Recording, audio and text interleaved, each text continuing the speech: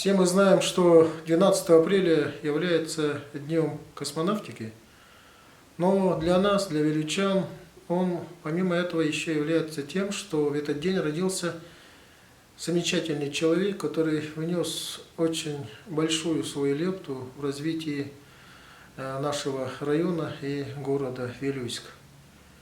В этот день родился почетный гражданин нашего района, города Вилюйска, Бубякин Игорь Петрович, активный участник Великой Отечественной войны. В этом году ему в этот день исполнилось ровно 100 лет. Для нас, для вилючан, Егор Петрович действительно был своего рода человеком, который является частью нашей большой истории.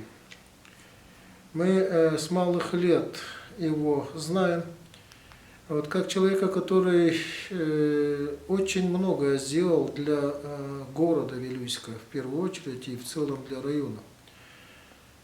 Вот, он много трудился, работал в сфере культуры, в других отраслях. Вот. Ну и, конечно же, как активный участник Великой Отечественной войны, занимался патриотическим воспитанием молодежи и наших детей. Вот я помню, когда мы строили к 65-летию Победы в Великой Отечественной войне «Вечный огонь», он очень болел за это дело и каждый день приходил к строителям, и в шутку его даже называли «это наш инспектор». Вот инспектор идет и так далее.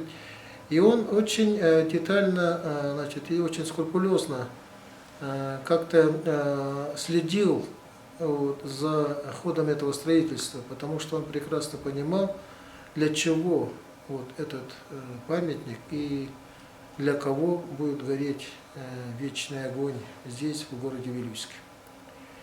Человек с энциклопедическими знаниями, человек, который несет с собой не только вот нашу историю, вот, но и знал очень многих людей, вот, которых, к сожалению, сегодня нет с нами, людей, которые творили нашу историю. И сегодня можно будет сказать, что и Егор Петрович Бубякин – это творец, носитель нашей истории. И очень, конечно, жалко, что его нет сегодня с нами.